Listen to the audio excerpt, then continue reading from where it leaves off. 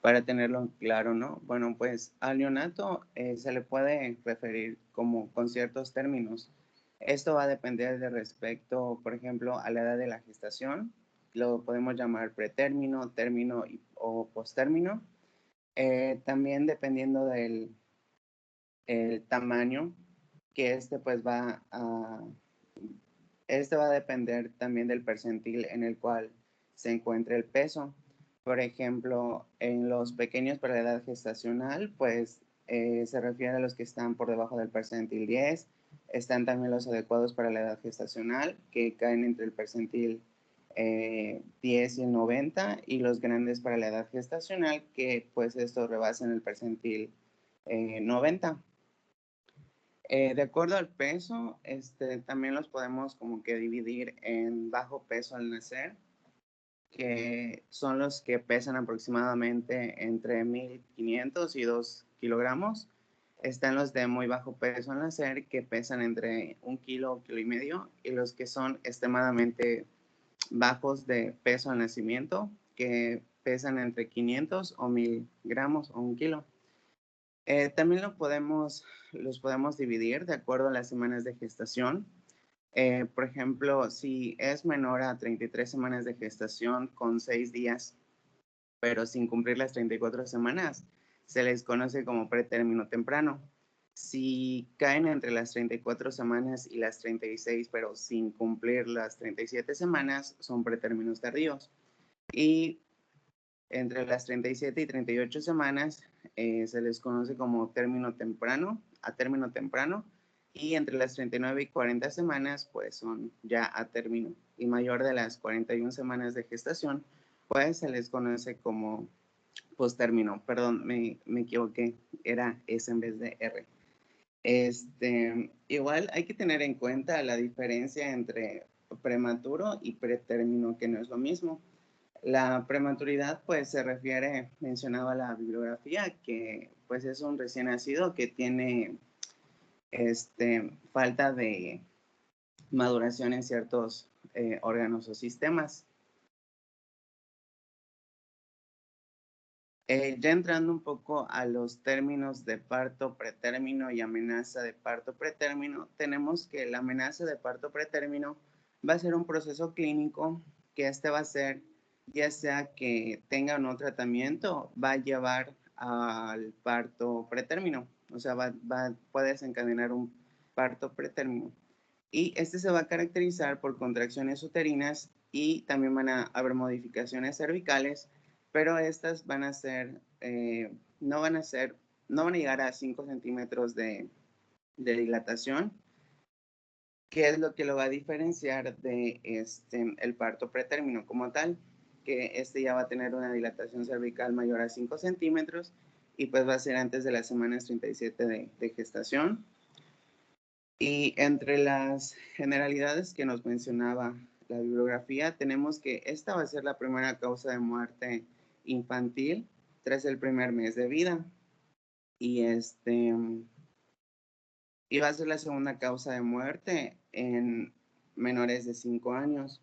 También para tener en cuenta la diferencia entre estos dos términos de amenaza de parto y parto pretérmino.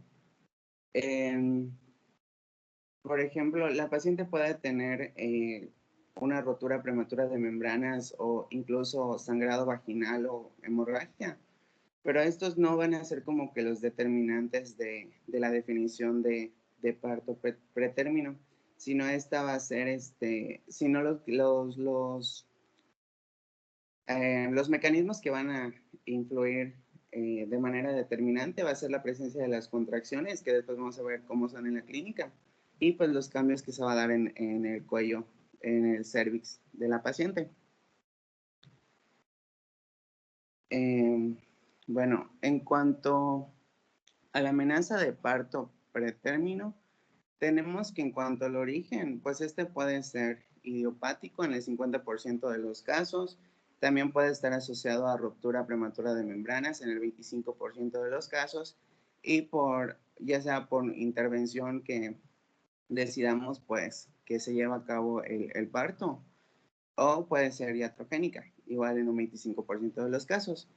Eh, y de acuerdo a la maduración de la edad de gestación, el 10% van a ser partos pretérminos extremos de 20 a las semanas de 20 a 27.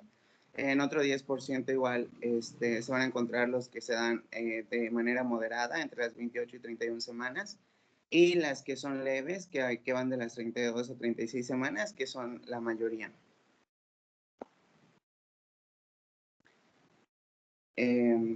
Bueno, en cuanto a la fisiopatogenia y los factores de riesgo, pues mencionaba el libro que pues se da por múltiples factores de riesgo, ¿no? Entre los cuales están pues los genéticos, los ambientales, el desprendimiento de la placenta, incluso el sangrado vaginal, igual pues como sabemos que el tabaquismo y el alcoholismo pues son unos factores que pues influyen demasiado en el desarrollo incluso de otras malformaciones u otras enfermedades en el embarazo.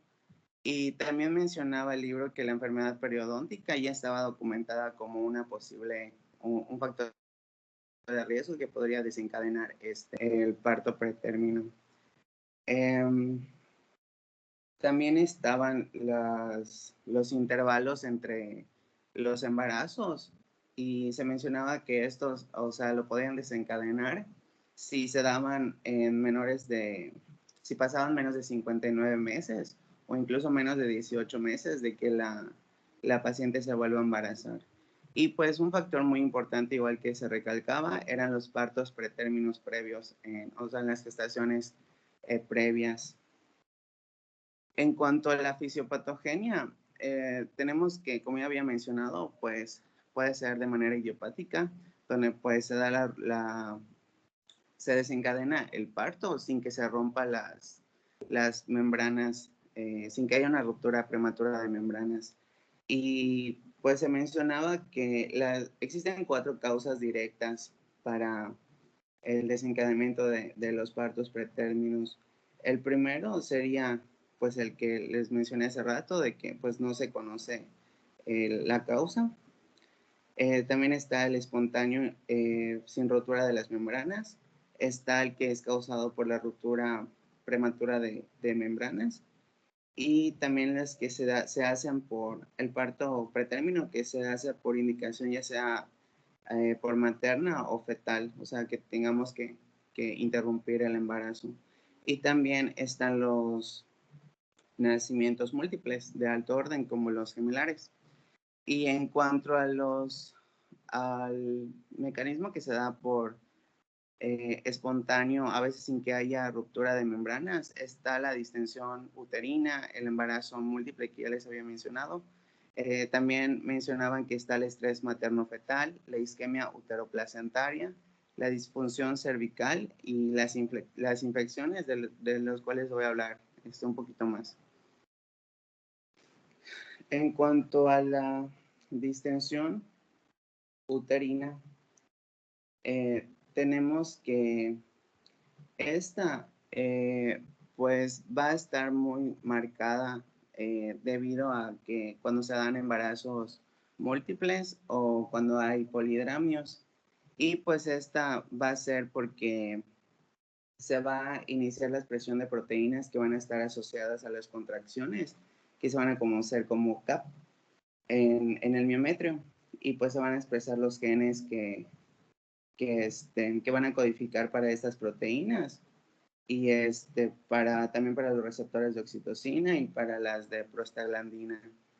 Y pues se va a activar una cascada en fase temprana que se le conoce como cascada endocrino-fetal y placentaria, y pues se va a inducir a la maduración prematura del cuello y del cuello de la matriz.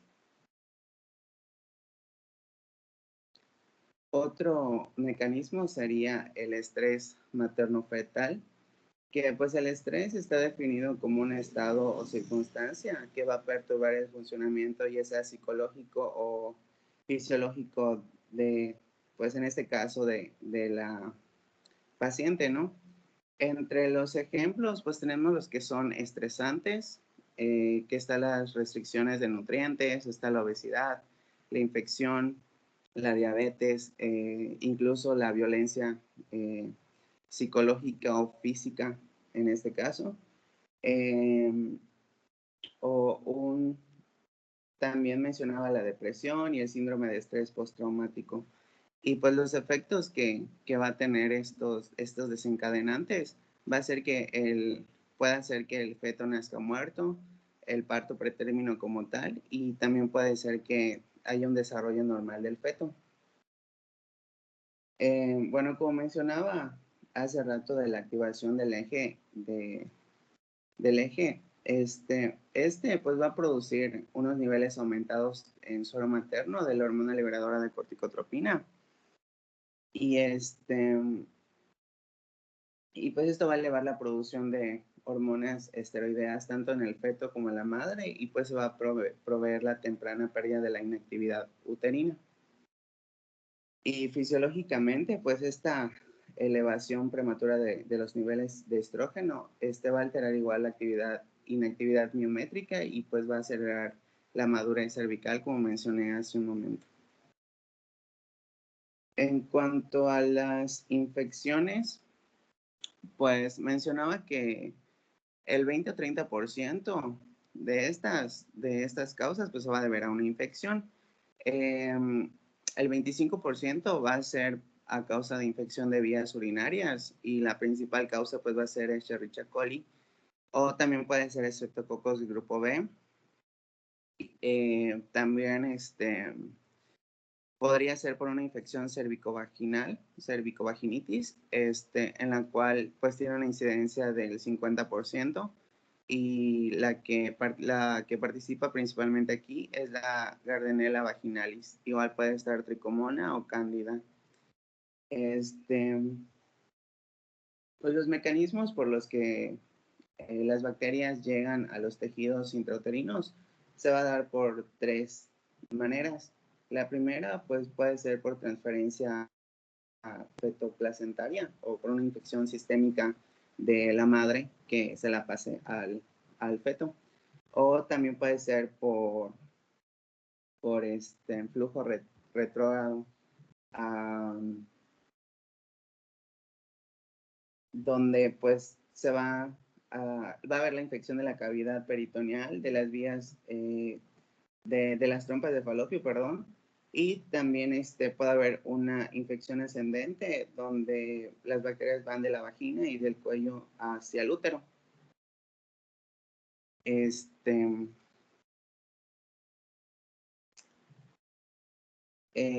cuanto a la ruptura prematura de membranas, pues en como la definición que tenemos allá dice que pues va a ser antes de las 37 semanas completas y antes del comienzo del trabajo de parto. Entre las causas de estas, pues mencionaba que el daño se va a dar porque hay un daño al ADN. Va a ser inducido por el estrés oxidativo y también por la senectud celular. Y pues en esta hay varios factores de riesgo que van a estar asociados, como el estatus socioeconómico bajo, el índice de masa corporal menor a 19.8. También van a estar implicadas las deficiencias nutricionales, y pues que la madre fume. Bueno, en sí todo esto pues va a dar lugar a una apoptosis incrementada o necroptosis de componentes celulares de la membrana, y mayores proteasas que van a estar relacionadas a las membranas y al líquido amniótico.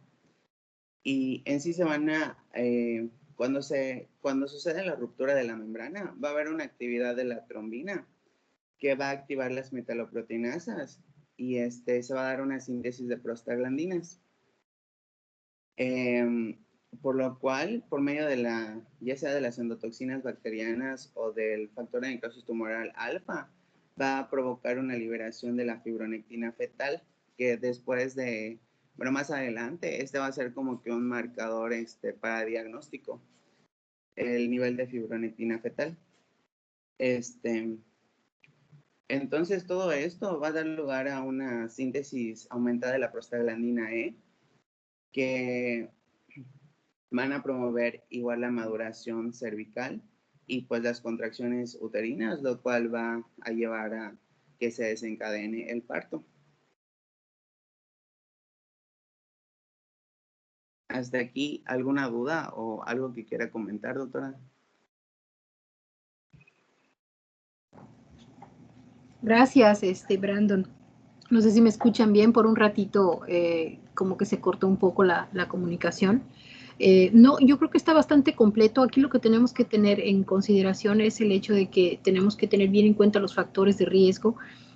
Casi siempre viene un caso clínico o dos en relación hacen mucho énfasis en los factores de riesgo y pues considerar que las definiciones, sobre todo de las semanas de gestación, mencionaste bien la definición lo que vendría siendo la definición del parto pretérmino, y aquí es muy importante para los neonatólogos, para los pediatras, determinar también la edad gestacional, en donde se considera al prematuro extremo también como parte del diagnóstico, y la ruptura prematura de membranas yo creo que viene a marcar también la toma de decisión sobre la terminación de la gestación.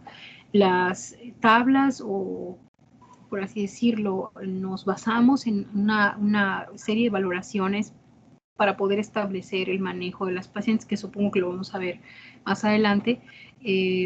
Son las que tenemos que tener en cuenta para todo esto. Hasta aquí yo creo que está bastante claro, está bastante bien abarcado. Podemos continuar con la siguiente presentación. O si Okay. todavía falta que continúes con esta. No, sí, todavía voy a continuar. Ok. Adelante entonces, Brandon.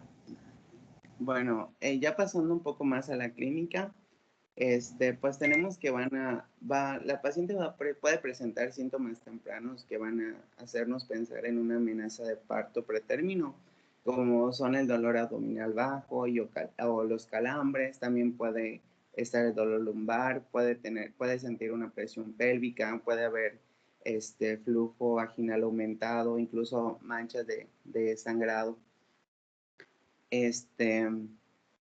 En cuanto a las modificaciones cervicales, pues vamos a tener que, pues a la exploración física podemos observar que puede haber un cervix menor de 25 milímetros y puede haber un borramiento mayor a mayor de 80 centímetros, y puede haber una dilatación de 2 centímetros o más. También hay que tener en cuenta la actividad uterina, en la cual pues mencionaba que los criterios va a ser una actividad uterina regular, que esté documentado que sean en 2 contracciones en 10 minutos o 4 en 20 minutos, o como está en la diapositiva, más de 6 en 1 hora. Y en cuanto al diagnóstico,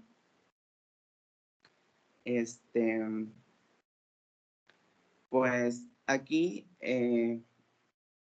tenemos que las contracciones, como ya les había mencionado, pues va a sentir dolor la paciente y pues ya les describí el patrón de cada una, ¿no? Aquí con el tacto vaginal, la GPC mencionaba que no era recomendado hacerlo, pero pues mencionaba con test de Bishop mayor o igual a 6, pues era sugestivo, ¿no? Pero pues igual el libro mencionaba que no era como conveniente hacer el tacto vaginal si pues no había ruptura prematura o sea, si las membranas estaban íntegras. Y también el ultrasonido para medir el tamaño de la longitud del cervix mencionaba que tenía un valor predictivo positivo si medía menor de 18, o si era negativo si medía mayor de 30 milímetros. Y como les mencioné hace un momento, pues igual se pide la fibronectina, la cual mencionaba que si excede a los 50 nanogramos por microlitro, ya se consideraba positivo.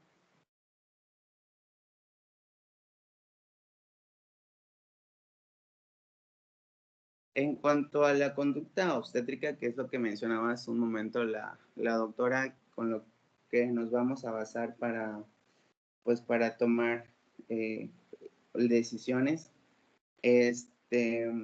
está el índice tocolítico de Gruber Baumgarten, en la cual pues podemos ver que nos da parámetros como las contracciones, si hay rotura o no de las membranas, si hay hemorragia o la dilatación. Entonces tenemos que, si es pues nos va a ayudar a clasificar la evolución uterina. Y como podemos ver en la tablita verde, pues tenemos que cuando es un grado 1, el índice va a ser de 1 a 4 puntos. Y lo que se recomienda, pues, es reposo. Cuando tenemos un grado 2 y el índice es de 5 a 10 puntos, ya va a haber una uteroinhibición parenteral. Y cuando tenemos un grado 3 o mayor a 10 puntos, ya está indicado poner maduradores pulmonares y pues usar tocolíticos.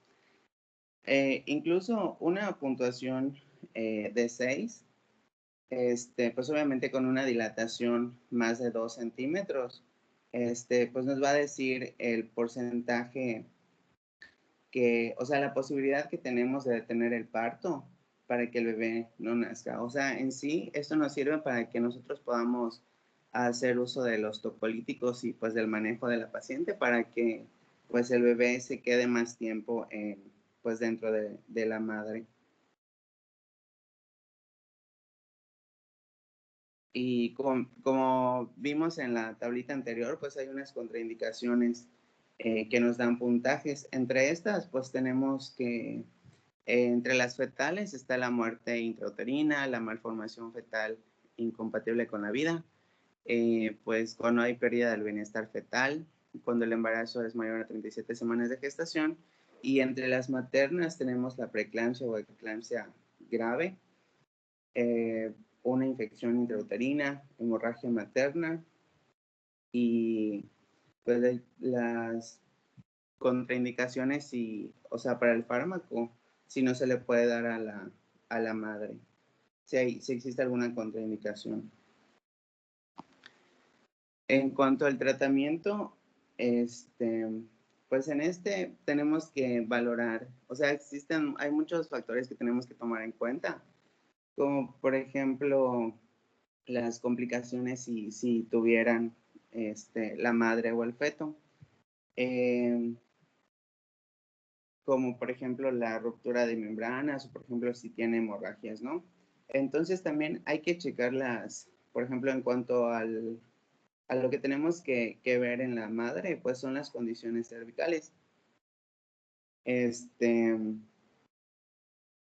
Igual tenemos que pues evaluar el estado fetal para saber si es la vitalidad, conocer la presencia de malformaciones, pues también podemos estimar el peso fetal, entre otras cosas, ¿no? Y, por ejemplo, cuando tenemos contracciones cervicales sin cambios, o sea, contracciones, pero no hay cambios cervicales. Se mencionaba que lo que se recomienda por la GPC es reposo, hidratación y revaloración en 1 hora. Y si hay cambios, pues considerar la fase activa, o sea, el siguiente cuadrito que está al lado, ¿no? Y si no, pues continuar con reposo por 48 horas. En caso de que ya sea activa, por ejemplo, tengamos un borramiento del cuello mayor a 80% y pues haya una dilatación mayor a, incluso, bueno, te decía, entre 2 centímetros y 5 centímetros, pues acá ya podemos usar los tocolíticos, incluso podemos administrar corticosteroides. Si la edad de gestación es menor a 34 semanas. Y en cuanto a los antibióticos, pues más adelante voy a mencionar un poco sobre esto.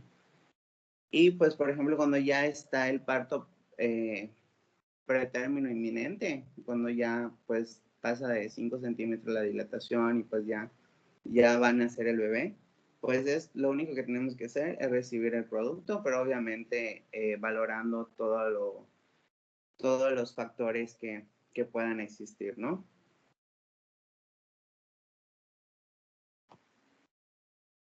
En cuanto, ya hablando un poco más de las medidas farmacológicas o tocolíticas en este caso, pues nos mencionaban que pues no van a disminuir la tasa como tal de partos pretérminos, pero pues va a permitir como que aumentar que el bebé se quede dentro de la madre por 48 horas.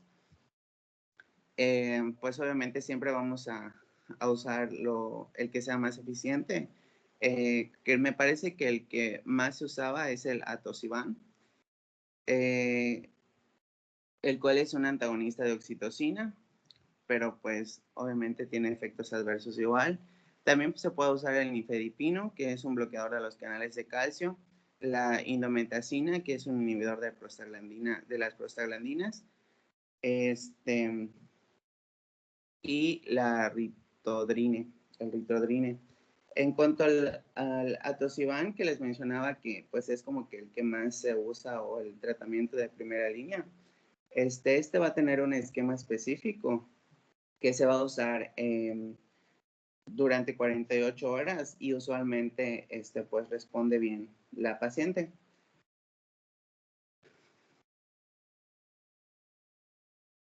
Bueno, ya hablando un poquito más de las dosificaciones y el mecanismo de acción, pues como ya les había mencionado, pero el esquema del atosiban mencionaba la GPC que se inicia un bolo de 6.7 miligramos y luego se da 300 microgramos por minuto durante 3 horas y luego se pasa a 100 microgramos por minuto hasta completar las 48 horas.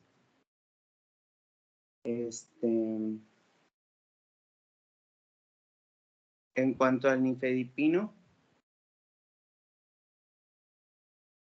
pues el mecanismo de acción, como ya les había mencionado, va a ser que va a inhibir los canales de calcio. Se va a usar a una dosis de 30 miligramos por vía oral y se va a aumentar a los 90 minutos en 30 a 20 miligramos. Igual mencionaba que cuando se le da a la paciente, tenemos que ver que por lo menos se le administre un volumen de aproximadamente 300 cc, porque provoca una vasodilatación. Entonces, si nosotros le provocamos una vasodilatación a la paciente, puede haber una vasoconstricción abundante y esto va a hacer que pueda haber desprendimiento de la placenta.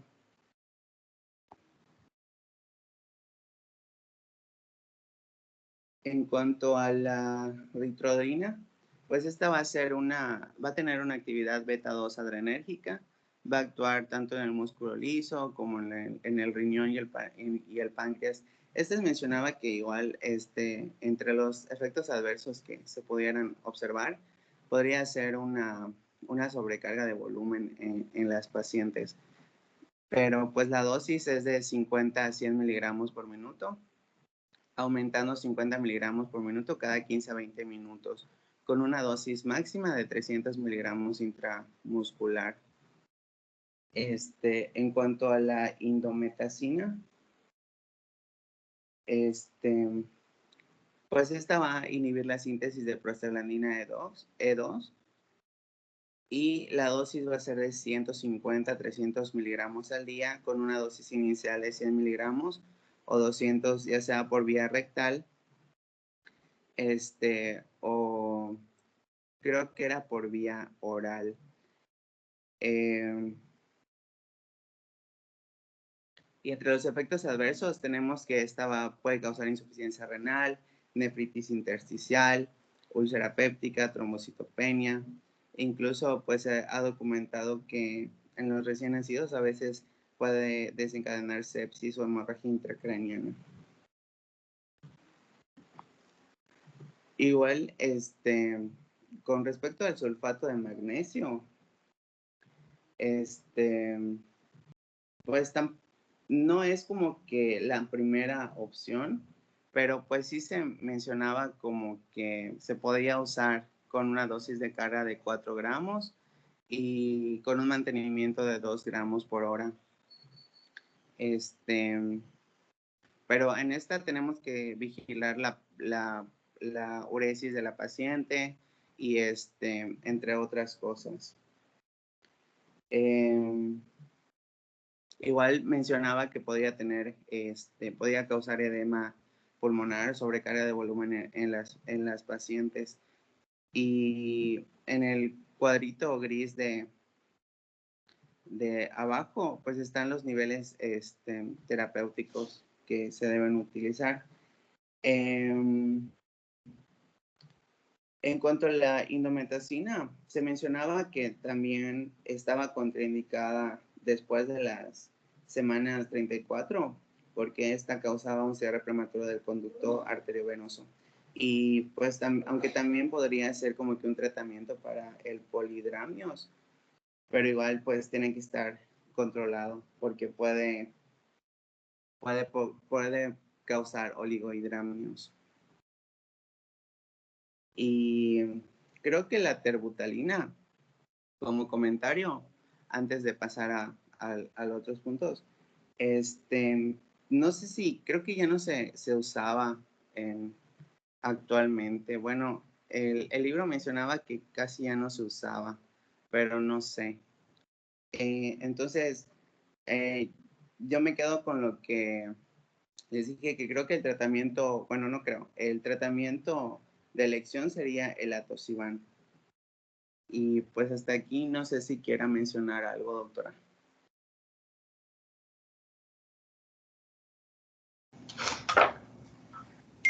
No, continúa, te faltan algunas. ¿Cuántas te faltan?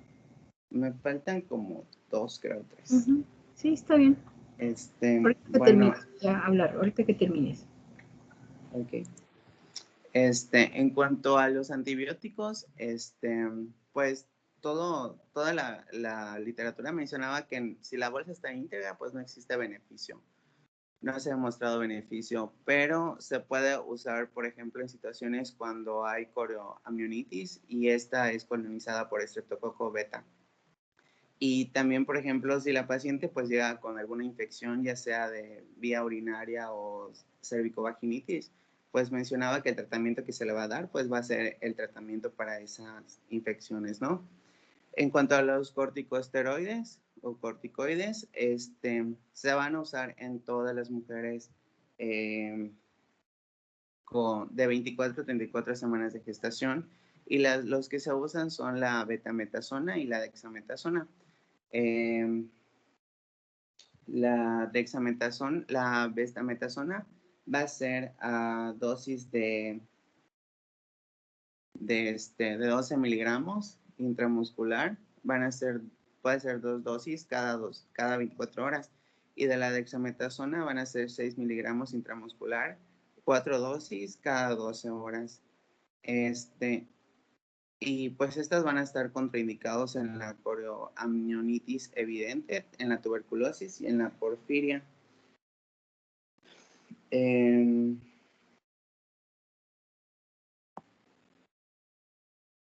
Aquí ya está el mecanismo de acción de los maduradores pulmonares. Y por último, igual me mencionaban que se podría usar el cerclaje cervical. No es como que un tratamiento, sino que es un procedimiento que se realiza únicamente cuando se puede beneficiar a las mujeres que tienen historia de pérdidas recurrentes de embarazos. O incluso, por ejemplo, mencionaba que no estaba recomendado cuando, cuando es primigesta y tiene el cuello del útero corto, que no era indicación para hacer un cerclaje cervical. Y pues ya por último el caso clínico, pero pues hasta aquí es todo por mi parte.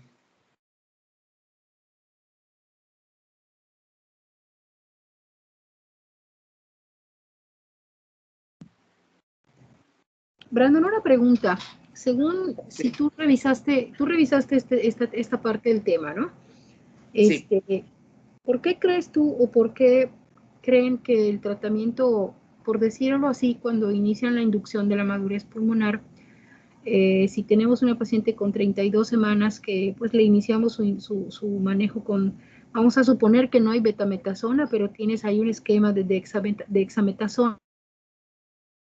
Es correcto, así como debe darse, así se da.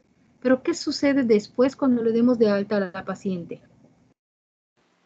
Ahí dice dexametasona 6 miligramos intramuscular, 4 dosis cada 12 horas. Pero ¿qué pasa después? O sea, la paciente se va de alta, supongamos que tiene 32, 30, bueno, pon tú las 32 semanas, porque 34 ya no necesitaría entonces manejo de inducción de madurez pulmonar.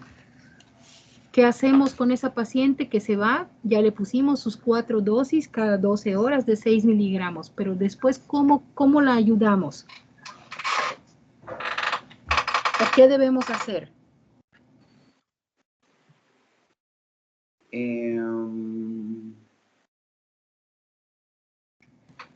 O sea, ¿se refiere a manejo en casa o...? Pues si le damos de alta, la paciente se va a ir con una indicación médica. Nosotros ya le dijimos, bueno, aquí en el hospital ya la manejamos, le damos sus 6 miligramos cada 12 horas, le dimos sus 4 dosis, pero ya se tiene que ir.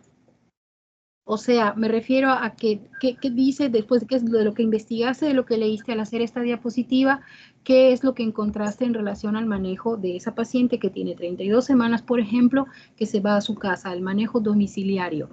¿Qué hacemos? ¿Continuamos la dexametasona o ya estuvo? Con esto que le dimos ya está cubierto el esquema. Mencionaba el libro que, que solo era o sea, se terminaba el ciclo y no se daba más porque existían riesgos de que tenga el bebé cuando nazca, tenga déficits neurológicos, algo así mencionaba. O sea, no se recomienda seguir dándolo después de que se dio un ciclo. ¿Eso no sé dice si a ahí? eso se refieren. Sí. Sí, a eso me refiero. Y no, la respuesta es no. Hay que continuar dándole la dexametasona, igual la misma dosis. Pueden ser hasta 8 miligramos, pero no hay, o sea, es de 6. Y se debe dar una vez por semana hasta que la paciente complete las 34 semanas. Por eso decía 32. Puede ser 30, puede ser 26, por ejemplo, pero se debe de dar el esquema, que es el esquema agudo, y después se maneja una dosis por semana hasta que la paciente cumpla sus 34 semanas de gestación. Ya. Ok. Gracias. O sea, ¿por qué te lo comento? Mira, el esquema no se repite tal cual. Y lo digo porque obviamente esto es una forma de manejar a las pacientes, pero intrahospitalaria. O sea, esto es un manejo intrahospitalario. La paciente se le da tratamiento con betametasona o se le da la dexametasona intramuscular porque así está la vía de administración. No se debe manejar IV, aunque sí la han manejado IV, pero la vía de administración está diseñada, está hecha para que se aplique en forma intramuscular. Y si se maneja 4 dosis, estamos hablando de una paciente que tiene a lo mejor menos de las 34 semanas, eso se entiende, ¿no? Entonces, si la paciente tiene 32 semanas, pues quiere decir que va a tener que repetir la dosis, los 6 miligramos intramuscular una vez por semana hasta que cumpla las 34 semanas, o sea, 2 semanas más. Si tiene 26, hasta que cumpla las 34 semanas, la paciente tiene que continuar con el tratamiento intramuscular, pero una vez a la semana. Eso se los comento porque no lo dice tal cual así el libro, un solo libro, pero sí lo dicen las guías y sí está documentado que el tratamiento debe continuar por una semana, o perdón, por una vez por semana hasta que complete las 34 semanas de gestación. Ah, ok, sí, es que yo lo entendí como que pues si se le da el ciclo ya no se le, no, o sea, no está como que No, recomendado sí, es como la volvérselo a dosis dar. de impregnación, por Sí, así decirlo, pero debe tener dosis de continuidad. En este tipo de casos, cuando la paciente todavía no tiene las 34 semanas, para garantizar la inducción de madurez pulmonar al producto, se debe manejar así. Ahora, cuando está, el manejo es intrahospitalario y tenemos a una paciente con ruptura prematura de membranas, que obviamente esas pacientes no se van a ir, este manejo solamente se termina el esquema, se esperan 48 horas, que es el tiempo de latencia, y entonces se interrumpe la gestación. A eso se refería de el no repetir un ciclo. ya. No sé si quedó más claro, porque así se entiende como que a cualquier paciente se le da ese ciclo y ya estuvo. No. Las pacientes que están hospitalizadas, que a corto plazo se va a interrumpir la gestación, como en una ruptura prematura de membranas, lo ideal es manejar el esquema, esperar 48 horas la latencia del manejo y luego se interrumpe la gestación. Pero si es una paciente que se va a egresar, que se va a ir a su casa, que va a continuar en espera de que llegue a la madurez pulmonar de vida, pues se le debe continuar el tratamiento de inducción de madurez pulmonar por lo menos una vez por semana hasta que complete las 34 semanas de gestación. Ok. Igual había leído que, por ejemplo, si no hay betametasona o dexametasona, se podía usar metilprednisolona, pero no sé si qué tan cierto Sí, sí, sea. sí se puede utilizar, pero aquí tendríamos que tener una función renal normal, adecuada, para poder manejar estos esteroides. Entonces, sí se puede manejar, pero sería como que, híjole, ya no tenemos más, o sea, no hay otra opción. ¿Sí me explico? O sea, no es de primera elección, va. Ok. Bueno, y pues Continuamos por entonces último con el caso. Ok, está el caso escucho. clínico. No sé si alguien lo quiere leer.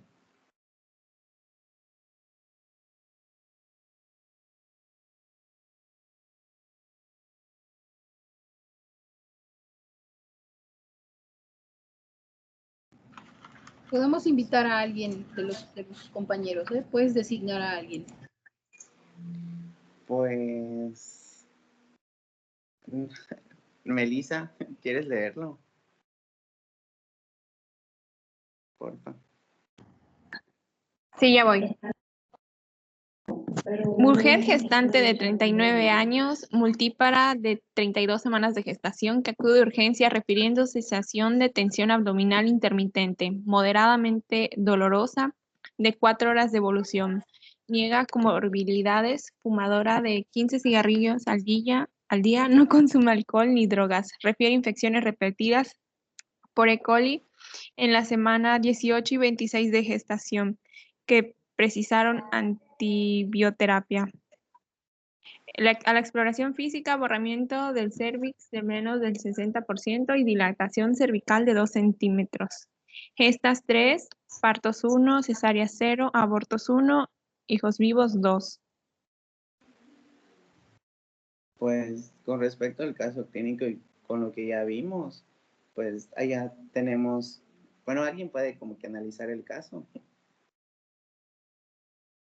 los factores de riesgo, este, pues el diagnóstico que podemos inferir.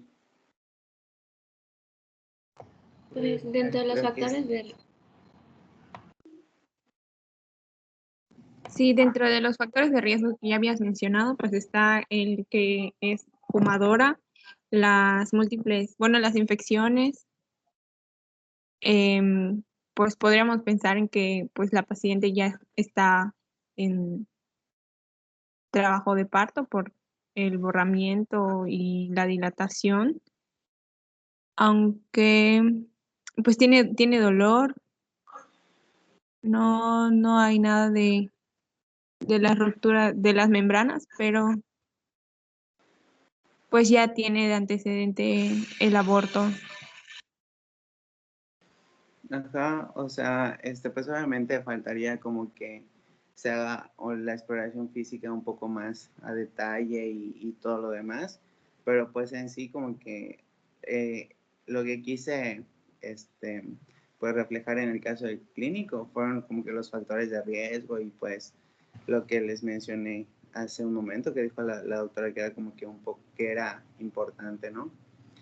Y pues no sé si quiera mencionar algo más sobre el caso clínico, doctora. Si no, pues sería... Sí, casi siempre cuando ustedes vean, de hecho, en los casos clínicos, casi siempre van directo a las semanas de gestación. A veces les ponen nombre a las pacientes, por decir Carla de 39 años, un ejemplo, ¿no? Eh, la descripción del caso clínico está bien. Lo importante aquí es que nosotros pudiéramos definir entonces, por decirlo así, el índice tocolítico, por ejemplo. Si nosotros hacemos una evaluación, en este caso a esta paciente, podríamos decir que la paciente tiene qué puntuación del índice tocolítico de Gruber, por ejemplo. ¿Quién me puede decir qué puntuación tiene?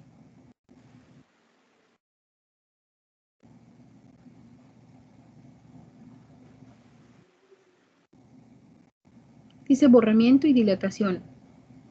No menciona la actividad uterina, ¿no? ¿Estoy bien? Faltaría la actividad uterina. Eso sería lo único que tendríamos que considerar, pero bueno, si consideramos que tiene 2 de dilatación, seguramente no tiene, primero, regularidad en las contracciones. Muy probablemente tenga unas 2, una contracción, a lo mejor ni siquiera 3, porque si no ya tendría más borramiento, más dilatación, más que borramiento, dilatación.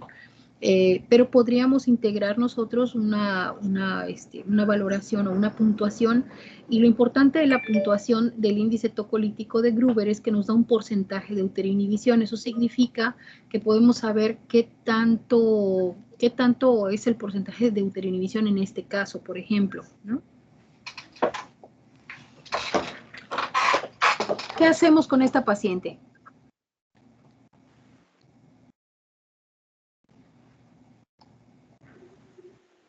Si ustedes la valoran en el área de toco del Hospital Orán, supongamos que están rotando en el Hospital Orán y llega esta señora de 39 años, 32 semanas con estos factores de riesgo. ¿Qué estamos obligados a hacer en este caso?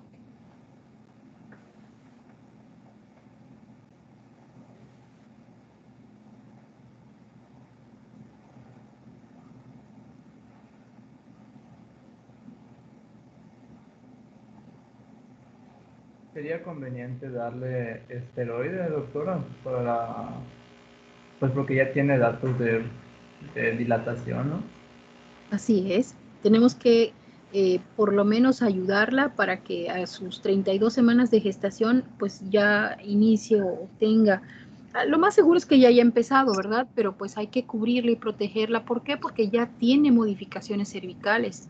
Y así como está la modificación cervical, pues fácilmente puede progresar a una fase activa del trabajo de parto.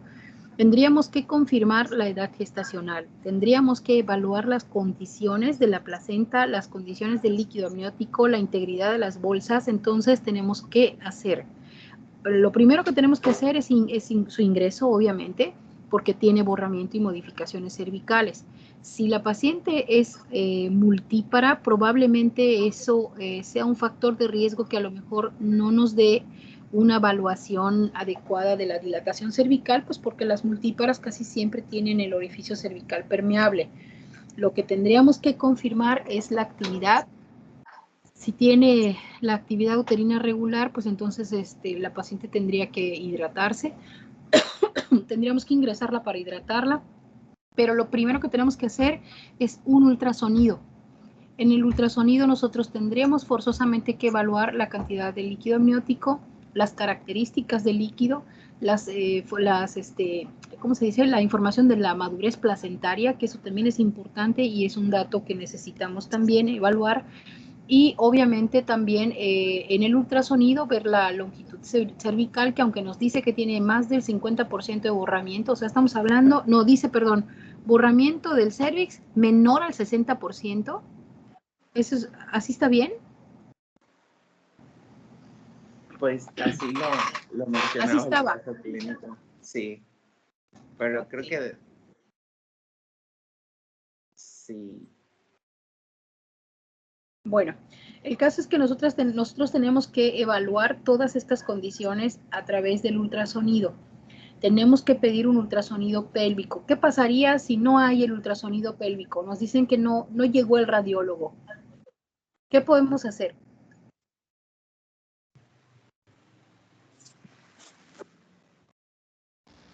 No sé, pero no se debería de hacer el transvaginal, ¿verdad? ¿O sí? ¿Ultrasonido endovaginal? Ajá, no, ¿verdad? Pues es que no nos habla de la integridad de las bolsas. O sea, si están íntegras las bolsas, se puede hacer un endovaginal. Si no están íntegras las bolsas, no está indicado porque, inclusive, tal vez sí. Lo que pasa es que el endovaginal, pues, obviamente se tiene que hacer con estrictas medidas de higiene. Se pone un condón realmente estéril, nuevo. Y eso nos puede permitir a nosotros evaluar las características del embarazo, pero no es el endovaginal lo que nosotros haríamos. Si no tenemos al radiólogo o para que nos haga un ultrasonido, lo que podemos hacer es pedir una edad ósea fetal, o sea, una radiografía del abdomen, del contenido uterino. De hecho, así se pide, radiografía de contenido uterino, porque eso nos va a decir exactamente en qué condiciones está el feto. O sea, la edad gestacional. ¿Por qué? Porque podemos ver núcleos de osificación, porque podemos ver el grosor de la tabla ósea o la calota, como también se le conoce, porque podemos identificar y corroborar las semanas de gestación, pero es todo lo que vamos a poder hacer. No vamos a poder ver ni la placenta ni el líquido amniótico. Entonces, lo ideal es confirmar el bienestar fetal a través del ultrasonido. Y obviamente la paciente en este caso está mencionando que tiene un parto, un aborto, o sea que tiene factores de riesgo porque habría que ver, no entiendo cómo es que tiene un parto y tiene 2 hijos vivos, o sea, si tiene un aborto y tiene Era uno, me un confundí. parto. Era uno. No, era un hijo Ah, vivo. ok, Sí, sí, era un porque hijo como vivo. que, ajá, Sí, como que no está bien, ¿no? O sea, falta esa es uno solo vivo, el otro pues fue producto de sí. aborto. O sea, en este caso tiene un parto previo, tal vez aquí el cervix con un parto nada más no justifica que haya una dilatación cervical. Yo creo que aquí sí hay una regularidad en las contracciones, o sea que sí tiene la señora una amenaza de parto pretérmino. Entonces la paciente se tiene que ingresar, hay que solicitarle estudios de gabinete. ¿Qué estudios le podemos pedir de entrada? Estudios de gabinete, estoy hablando del laboratorio, específicamente.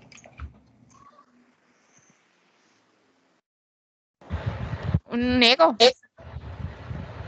Un ego, pero estamos hablando de que tiene infecciones previas por E. coli. Con un ego podemos a lo mejor tener una respuesta. Un cultivo. Exactamente, Dami. Es mucho más certero un urocultivo. En el sentido, bueno, el ego no está mal, está bien, es correcto pedir un ego, pero también debemos pedir un urocultivo, sobre todo porque la señora tuvo antecedente de estudios previos específicamente por E. coli.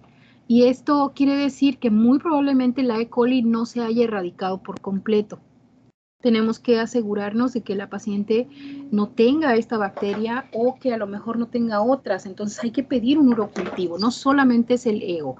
Hay que evaluar en el ego además datos muy importantes como por ejemplo cilindros, como por ejemplo si hay alguna litiasis por ahí, también podemos ver el pH de la orina cambia y obviamente esto nos puede a nosotros orientar sobre el manejo que debemos de darle a la paciente, que desde luego tiene que ser un antibiótico, si es que tiene una infección en la orina, tiene que ser un antibiótico de amplio espectro que pueda ser agresivo con esta bacteria, ¿no? Muy bien. Y además de eso, ¿qué otro estudio le debemos pedir a la paciente? Puede ser igual como una biometría hemática o unos tiempos de coagulación.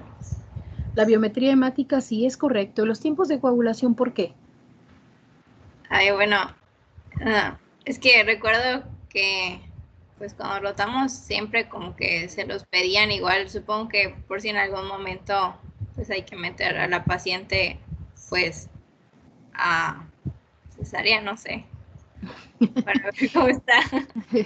Sí, así es. Normalmente les pedimos plaquetas o recuento plaquetario y les pedimos también tiempos de coagulación porque pues en algún momento dado puede ser que la paciente pueda tener un desprendimiento de placenta o a lo mejor el producto pueda empezar a tener datos de sufrimiento o de baja reserva fetal y obviamente eso significaría meterla a quirófano. Y correcto, es correcto. Cuando llega a una institución de segundo nivel hay que pedirle tiempos de coagulación, recuento plaquetario, una biometría hemática y bueno, tiene 39 años esta paciente. Tiene ya 3 embarazos con 2 previos, un parto previo y tiene un embarazo de alto riesgo solo por la edad de la paciente. Entonces tendríamos que pedirle también una química sanguínea para ver cómo está su glucemia, para ver, evaluar la función renal también. Y bueno, como no nos dan más datos, por lo pronto aquí nosotros ya tenemos un diagnóstico, ¿verdad? Esta paciente tiene una amenaza de parto pretérmino, aunque a mí me gustaría o me hubiera gustado que tenga un poquito más de datos, ¿no? ¿Alguien quiere hacer alguna pregunta en relación al tema? Yo lo que iba a comentar era lo que ella dijo, doctora, de que del E. coli. Yo me acuerdo que cuando rotamos en Toco, si alguna paciente tenía antecedentes de una IBU, que realmente le preguntemos si completó su esquema antibiótico o si no lo completó o si realmente le dieron antibiótico o qué tipo de antibiótico le dieron. Era nada más eso lo que iba a aportar. Sí, porque muy probablemente la paciente a lo mejor sí creo que haya tomado sus medicamentos, pero muchas pacientes abandonan el tratamiento cuando ya sienten mejoría. 1 y 2 también puede ser que a lo mejor suspendan por voluntad propia el tratamiento y esto genera que en vez de que mejoren recidive la infección y desgraciadamente la E. coli libera muchas toxinas que pueden inclusive romper las membranas coreamnióticas y favorecer una ruptura prematura de membranas. Bueno, la presentación que ustedes realicen, realmente yo me doy cuenta cuando es una presentación en la que invirtieron pues el tiempo suficiente y adecuado. No me molesta que la presentación la tomen de otros compañeros o de otras personas, pero traten de que esa presentación les sirva para hacer la suya. Esta presentación que tú pusiste, Brandon, se me hace conocida. No sé si te la prestaron o tú la modificaste y le agregaste algunas cosas, pero sí me parece conocida. No sé si ya la habíamos visto, ya la había visto en grupos anteriores o inclusive, si no mal recuerdo, creo que es una presentación muy parecida a la de la doctora Garrido. Sí, la modifiqué. Ok, bueno, me parece bien que hayas puesto lo del índice togolítico de Gruber, es el que normalmente se usa porque pues es la más completa. Hay otra clasificación, es otro índice togolítico también, ese casi ya no se maneja, antes se utilizaba mucho, inclusive los porcentajes también de uteroinhibición estaban en relación con la puntuación que arrojaba. En esta clasificación que tú pusiste, la del índice de Gruber-Van Gordon, la clasifica o más bien la manejamos por grados, ¿no? Eso es reciente, no es de hace mucho tiempo. No estoy en contra de que haya sido tomada de un compañero, tal vez de tu grupo o del otro grupo, o no lo sé si la doctora se las pasó, pero traten ustedes de apoyarse en esa presentación, pero lo ideal es que les sirva como una referencia bibliográfica. No sé si me explico. O sea, no pasarla tal cual, sino que la usen como una referencia bibliográfica para que ustedes hagan su trabajo, ¿no? O sea, ustedes hagan la investigación y la integración. Solo les comento que me doy cuenta cuando es una presentación que es de ustedes y cuando es una presentación que no es de ustedes, ¿no? Entonces, Cuando hacemos los casos clínicos, lo que yo busco, como les comentaba, no era que llegáramos a un diagnóstico, sino que la clase esté fundamentada en el caso clínico. Por ejemplo, como mencionaron, ¿no? Los factores de riesgo, a lo mejor no los factores de riesgo del caso clínico, sino que me hables de los factores de riesgo de la amenaza de parto pretérmino, o que me digas cuál es la definición, por ejemplo, del producto prematuro extremo, ¿no?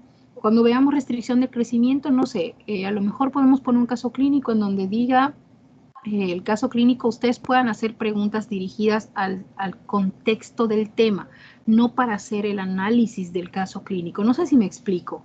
Esto se los comento porque este tipo de casos clínicos en realidad están enfocados para que después se puedan hacer 2 o 3 preguntas en el examen del caso clínico. Entonces, el problema es que muchas veces no hay los datos que queremos nosotros, pero realmente no es para llegar a un diagnóstico, sino para hablar del tema. No sé si soy clara o solo les estoy revolviendo.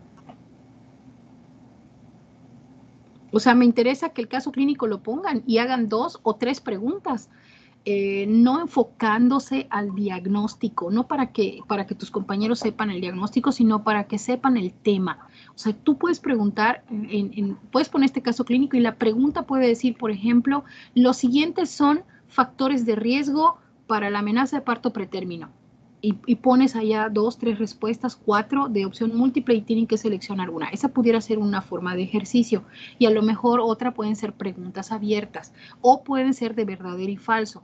Pueden hacer 2 preguntas o 3 preguntas y en una de esas preguntas pueden decir, por ejemplo, el factor de riesgo, no sé, o más importante, o a lo mejor poner dentro del índice de Gruber el grado 2, por ejemplo, determina que esto se debe hacer o es una autoinhibición fallida, ¿verdadero o falso?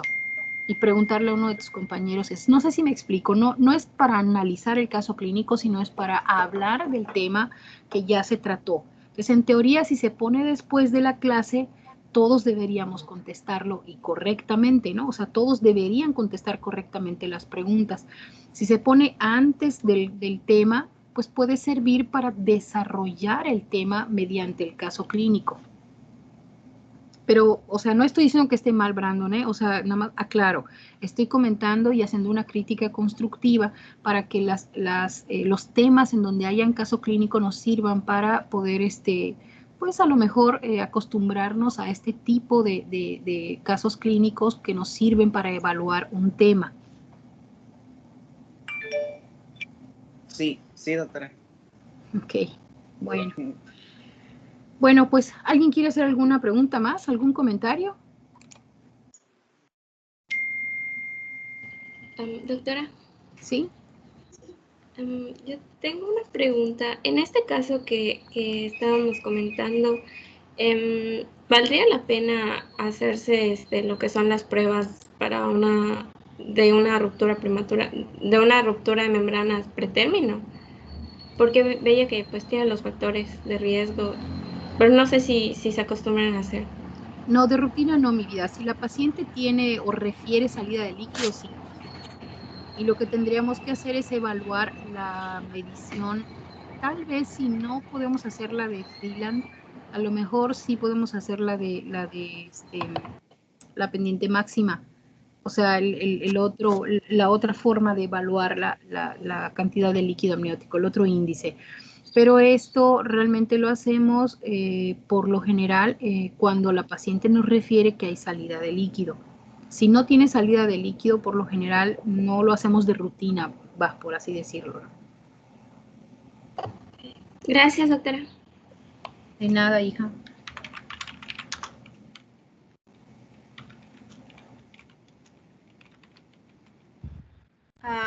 Creo que Fabi puso una pregunta en el chat.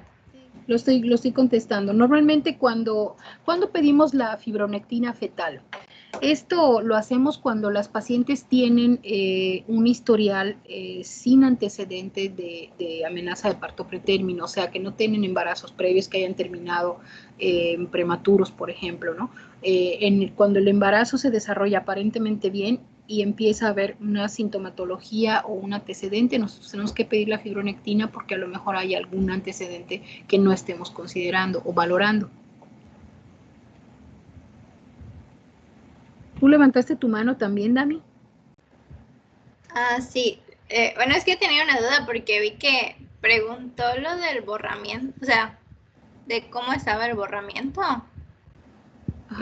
En el caso clínico, solo, bueno, es que no recuerdo bien, pero recuerdo que algo nos habían dicho que creo que cuando eran multíparas, como que se daba al mismo tiempo el borramiento y la dilatación, y cuando son nulíparas es primero el borramiento y luego la dilatación. Entonces como que tenía la duda de si por eso lo estaba preguntando o era por otra cosa.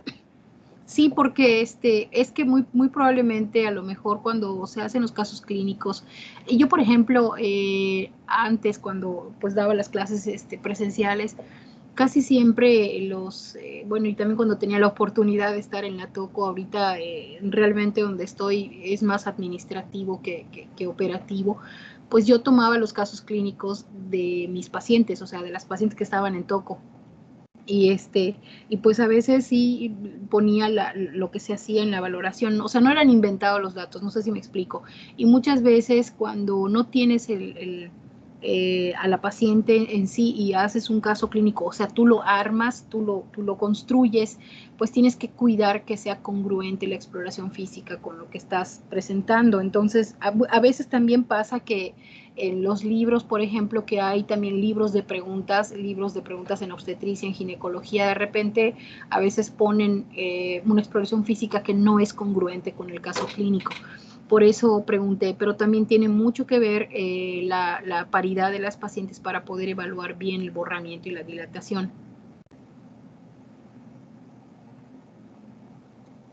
Gracias, doctora. De nada, chicos. Pues bueno, aparentemente es fácil el diagnóstico de una amenaza de parto pretérmino. Lo complicado es el manejo, lo complicado es acceder a los estudios que complementan el diagnóstico y sobre todo que es un producto de 32 semanas, de 33 semanas o de 25, 26 semanas o que caiga en una definición de prematuridad extrema. Eso complica mucho las cosas y sobre todo si son pacientes que tienen comorbilidades. Casi todas las que vienen aquí con amenaza de parto pretérmino tienen algún dato, alguna comorbilidad, ya sea diabetes, afección renal, por ejemplo, algún tipo de infección, por ejemplo, complicada, que nos han tocado casos muy raros, muy difíciles también de manejar, en donde hay que tomar una decisión porque por decir este diciembre de 2020 y desde octubre más o menos a la fecha, han habido muchas pacientes adolescentes con embarazos complicados, o sea, no solamente por la edad de ellas, sino porque han venido pacientes graves, han venido pacientes mal, hemos tenido pérdidas fetales de pacientes de 12 años y realmente esto preocupa, ¿no? O sea, a pesar de que pues tenemos el conocimiento de todo esto, el manejo que nosotros podamos darle a las pacientes no pareciera que esté funcionando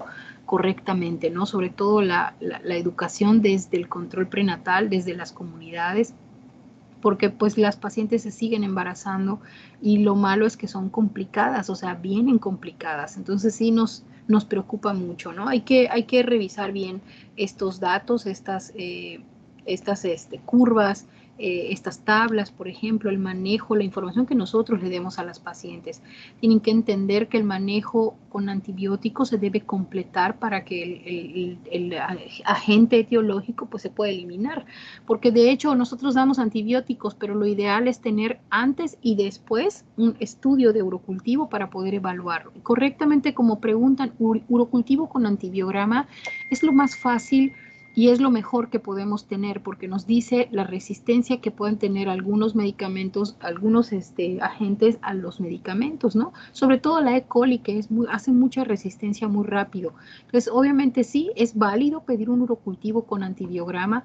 Normalmente así los pedimos acá en el hospital y también particular se pueden pedir así. Urocultivo con antibiograma. ¿Para qué? Para no repetir el tratamiento, porque si lo repetimos y le damos el mismo que tomó antes, es eso igual a 0, o sea, no sirve. Hay que ser más agresivos con el tratamiento y obviamente tenemos que ver a cuál no es resistente para que pueda responder y favorablemente, ¿no? El tratamiento de las pacientes que tienen infección de vías urinarias es lo mismo que sucede con el inductor de madurez pulmonar.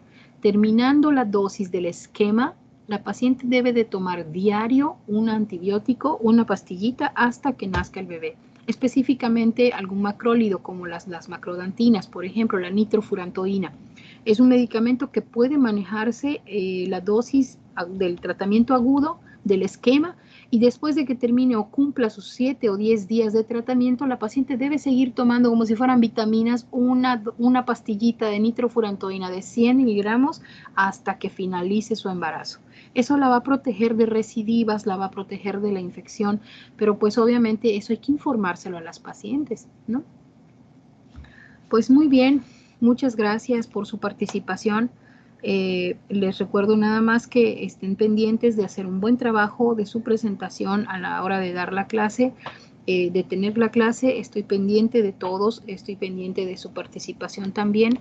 Y bueno, nos vemos el día de mañana entonces en la siguiente clase.